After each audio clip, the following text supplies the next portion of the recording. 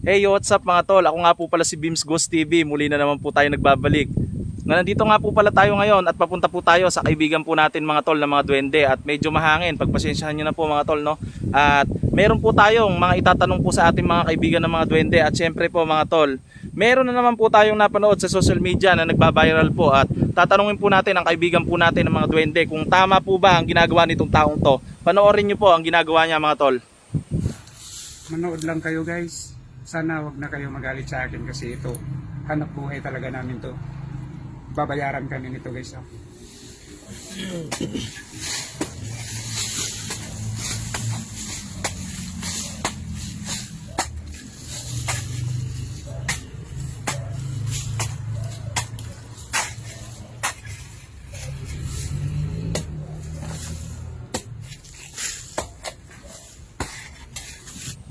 So ayan po mga tol, napanood nyo na po na sinisira po niya ang mga punso at sinasabi po niya na ito daw po ay trabaho lamang nila. At ang paniniwala po kasi niya ay bahay lamang po ng anay ang mga punso at dahil po dito ay may kanya-kanya po tayong paniwala pero hindi po natin siya masisisi kung bakit po ganun ang paniniwala niya. Pero tatanungin pa rin po natin ang opinion po ng ating pong kaibigan ng mga duwende kung ano po ba ang kapalit po na parusa kung sakaling meron po siyang punso na masira na punso po ng mga duwende dahil alam naman po natin sa mga naniniwala lang po no sa mga duwende, alam naman po natin na ang punso po ng duwende ay pag nasira ay sigurado pong magagalit po sila o depende po sa ugali ng mga duwende. Pero sa ganitong kaso po no, hindi pa po niya siguro natatapatan yung meron pong nakatirang duwende.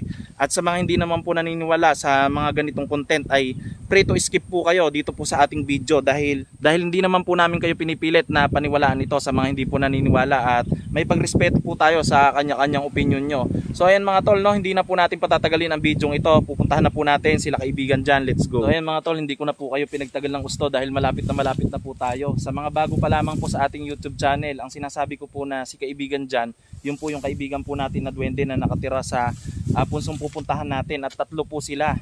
Ang kanya pong anak na si kaibigan Jennifer at si kaibigan Marie. Nakilala ko po sila nung meron po ditong malapit na i-explore ko po sana na pinugaran po ng aswang pero nadaan po ako sa kanilang punso at doon po ay nagkausap po kami. At ito na po yung punso mga tol, no? So mga tol, dating gawi po, hindi ko na po talaga kayo pinatagal. Dahil ito na po yung punso po ng ating pong mga kaibigan ng mga duwende. At umaasa po ako mga tol na andito po sila. At syempre mga tol, meron po tayong dalang pasalubong para po sa kanila. Ayan, ito po kasing green wine na ganito yung gustong gusto po at request po sa akin ni kaibigan dyan. Kaya po puro ganito yung pong dala po natin no mga tol.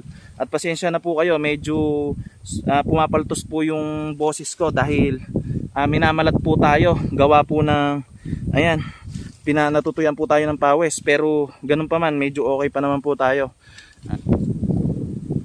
Kaibigan dyan, kaibigan Marie, kaibigan Jennifer, nandyan po ba kayo sa inyo pong tirahan?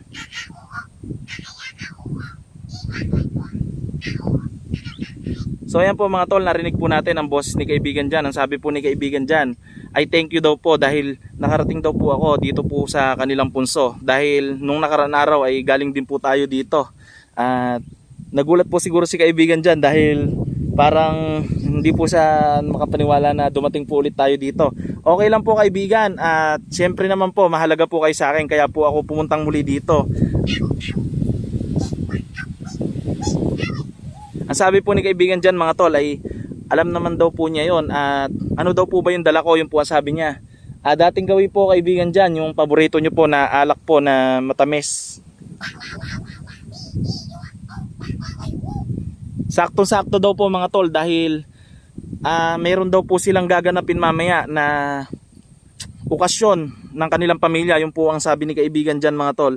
Kaibigan dyan, okay lang po, ibababa ko na po ba? Okay po kaibigan, salamat po. Ibaba ko na daw po, sabi po ni kaibigan dyan. Oo daw po. Kaibigan dyan, gusto ko po sanang makausap kayo na seryoso po ito. Yung katanungan ko po na sasabihin sa inyo. Ang sabi po ni kaibigan dyan ay simulan ko na daw po. Wait lang po kaibigan dyan, i-stand ko lamang po ang camera para po makapag-usap po tayo ng maayos. Ayan po mga tol, sabi po ni kaibigan ay sige oo daw po. So ngayon po mga tol ay na-stand na po natin ang ating pong camera. At sobrang lakas po ng hangin dito. Pagpasensyahan nyo na po yung tunog po ng hangin mga tol hanggang sa matapos po ang video ito. At ngayon ay magtatanong na po tayo at makipag-usap sa ating pong kaibigan na duwende si kaibigan Jan. Kaibigan ko pong Jan, meron po akong ipapakita sa iyo. At katanungan, okay lang po ba kaibigan kong duwende? Okay po kaibigan Jan, maraming salamat po. Ang sabi po ni kaibigan Jan mga tol ay okay lamang daw po at wala daw pong problema. Yun po ang sabi niya. Eto kaibigan, hinanda ko na po ito. Ipapakita ko po sa iyo at ipapanood. Ganito kalaki ang bayad sa amin ito. Bayad sa amin ito ay 2,500 kasi malaki siya.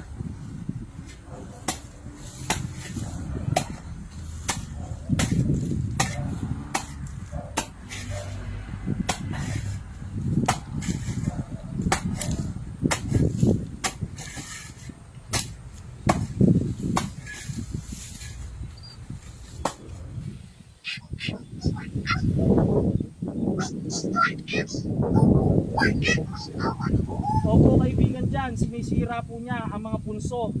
At ang sabi po niya kaibigan Jan ay ito daw po ay kanya lamang daw pong trabaho at napapag-utusan lamang daw po siya ng kanila pong amo. Kaya po nila sinisira ang mga punsong ito.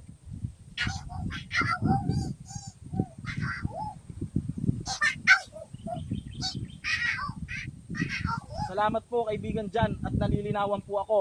Ang sabi po ni kaibigan Jan mga tol, ngunit hindi daw po ito tama, sabi po ni kaibigan Jan. Dahil kung meron daw pong matapatan ang mga naninira ng punso na ito, na meron daw pong punso na meron laman, sila daw po ay mapapahamak. Yun po ang sabi ni kaibigan Jan mga tol. Pero kaibigan, ang tanong ko po sana, ano po ba ang mangyayari sa mga tao pong naninira ng punso kung sakali man po na matapatan po nila ang may laman na punso gaya po nitong punso nyo na may laman?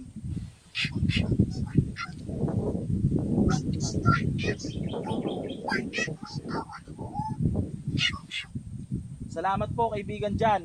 Mga tol, ang sabi po ni kaibigan Jan ay marami daw pong pwede na mangyaring parusa sa mga sinisira daw po ng punso pag daw po natapatan na masira ang punso ng duwende. Dahil daw po ang mga duwende iba-iba daw po ang ugali at meron daw po itong iba-ibang kulay ng mga duwende. At pagka daw po ang pula o itim na duwende ang natapatan nila na nasira ang punso, sigurado daw po ang kapalit nito ay pagbuwakas ng kanyang buhay. Yun po ang sabi niya.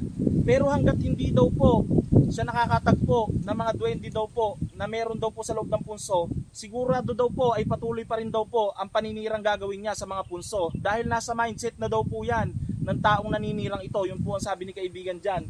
Pero ganun pa man mga tol, gusto ko po sana natanungin po sa ating po kaibigan na si kaibigan Jan. Kaibigan Jan, gusto ko po sana na tanungin sa iyo kung totoo po ba ang sinasabi ng taong ito na yun po ay trabaho lamang nila na manira ng punso at kasama daw po sa package daw po sa pag-aayos ng bahay ito.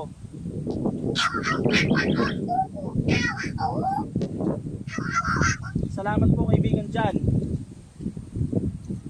Bilang daw po siya na meron daw pong kakayahan na malaman kung ano daw po ang iniisip o ano daw po ang totoo na nababasa niya sa mukha at sa mata ng tao. Ngayon daw po ay hindi man daw po siya manghusga, pero alam naman daw po niya at batid daw po niya na itong taong ito ay nagsisinungaling lamang para daw po masira ang punsong ito.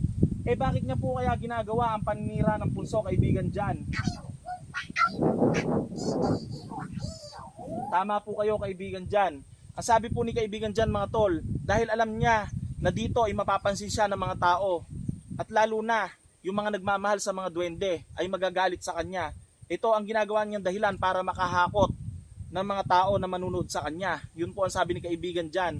Tama po kayo kaibigan Jan, nalaman nyo na po agad na ibinibidyo po niya dahil pinanood ko po sa inyo kanina. At gusto lang po niya siguro na mapansin siya ng maraming tao.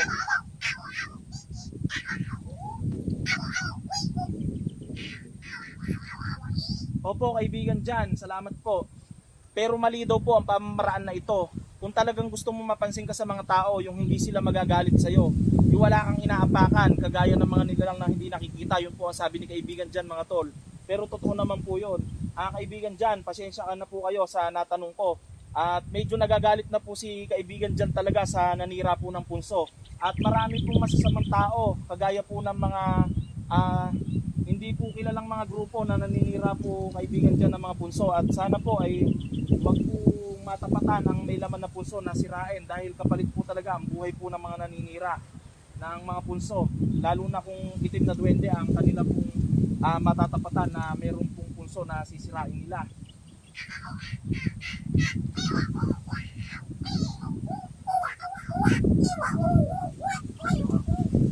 At talaga po kaibigan dyan, ang sabi po ni kaibigan dyan ay tama daw po ako. At nung mga nakaraan daw po ay meron daw pong pumunta dito na naghahanap daw po ng mga punso na isang grupo na ginagawa daw po yata itong kalan o saingan po, no? Yung po kasing mga punso na paniniwala po ng iba na matitibay ay ginagawa po na yung parang tungko po, no, na yung po yung putek na ginagamit nila na panggawa po ng kalan at sinasalangan po ng mga kaldero na pinangsasaingan po, no. At sabi po ni kaibigan dyan ay hindi daw po itong punso nila nakita pero alam naman daw po niya na yun daw po ang pakay ng mga taong ito.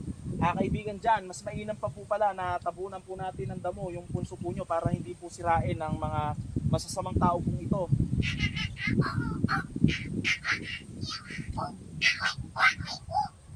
Salamat po kaibigan dyan. Maraming salamat daw po sa pagmamalasakit daw po sa kanila at alam naman daw po niya na hindi lang ako yung nagmamalasakit sa kanila dahil marami daw po nagmamahal sa kanila ng mga viewers. Pero ang sabi po ni kaibigan dyan ay sila na daw po bahala na magtabon daw po nitong puso po nila upang maitago po sa masasamang tao dahil kalat na po ngayon mga tol yung masasamang tao. At kaibigan dyan, kinakamusta ka nga po pala ng atin pong mga viewers na mga nagmamahal sa atin dahil marami pong mga viewers natin na mga nagmamahal po sa iyo at hindi lang po ako yun. At sabi po nila kaibigan dyan ay namimiss ka na daw po nila.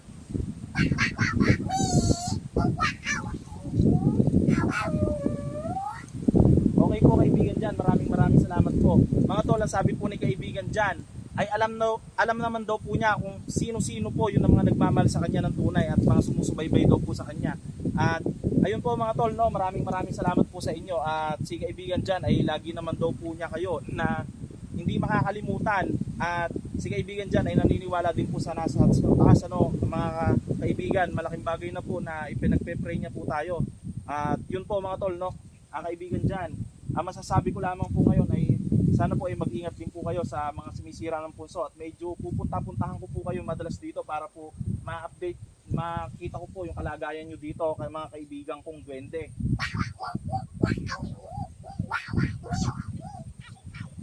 Salamat po kaibigan dyan. So ayan po mga tol, no, ang sabi po ni kaibigan dyan natin ay maraming salamat daw po sa pagpunta ko dito at siyempre daw po mag-ingat daw po ako pag uwi. So ayan mga tol, no, yung naninira po ng punso na nagba-viral mga tol ay hindi pa lang po niya natatapatan yung meron pong duwende na punso at alam niyo naman po kaya tayo minsan, no, nagkakasakit na lang bigla, may nangyayari sa atin na hindi maganda, hindi alam ng doktor, no, at sinasabi natin baka nakulam tayo o nabarang tayo. Pero hindi natin alam, meron pa palang ibang dahilan tulad nga ng ginagawa natin na hindi natin inisip na kung meron pang nuno sa punso o wala. Walang nakakaalam sa atin kasi yung iba hindi pa naman nakakasaksi ng mga duwende at mga nuno sa punso. Pero kaming mga nakasaksi na tulad nito na naririnig namin at nakikita namin sila dahil nga sa kakayahan pa nagkaloob nila sa atin, no? At hindi basta-basta pinagkakaluban yung ibang tao nito, no? At yun, hindi sila naniniwala kaya po nila sinisira na lang basta-basta yung mga punso at nagpapasikat po sila. So ayan po, yun ang mga gunggong na mga taong ganyan mga tol, no. Wag na po natin pansinin at ma-high blood lamang po kayo sa mga pinagagawa po nila ng mga paandar, no, na sila po ay yung nagpapanggap, no, para marami po silang mapinsala o masaktan po na mga nilalang na hindi nakikita at syempre para din po marami ang maging viewers po nila. So kaibigan dyan, hindi na po ako magtatagal at aalis na po ako dito ng maayos at sana po ay maging safe po kayo dyan at iiwanan ko na lamang po yung pasalubong po na ito para po sa inyo dahil ang sabi mo naman po kaibigan dyan, ang gusto mo lamang po na ipasalubong ko sa inyo ay isang alak lang po, isang pote, yun po ang sabi mo.